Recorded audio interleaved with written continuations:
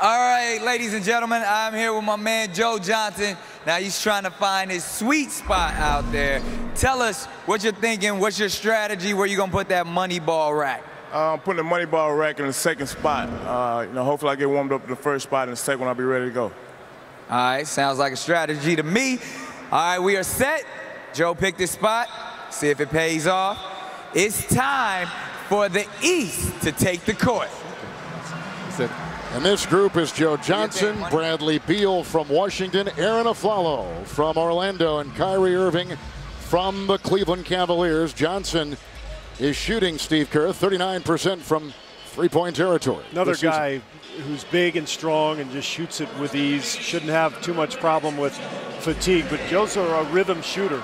A lot of his shots come off the dribble, through the legs, so this is more catch and shoot style here. A lot like Steph Curry. Right. Yes. Steph Curry could have dribbled the basketball a couple times. He probably would have gotten a better rhythm early. This is the second three-point contest appearance for Joe Johnson. He appeared back in 2005. So much of this is finding the right pace. You know, you can go too slow or you can go too fast. Craig Hodges was the master. He had that little hop.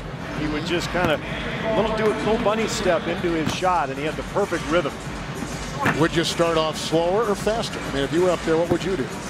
The tendency was to start off fast, because you hear the music and you see the clock, and you go, boy, I don't want to leave any balls on the rack at the end, and so I think the tendency is to go a little too quickly. But it's so funny, when you practice this, when you're at your own arena or after a practice and no one's around, you shoot them so easily. It's so much different when you put people in the stands and it's just you out there, none of your teammates around.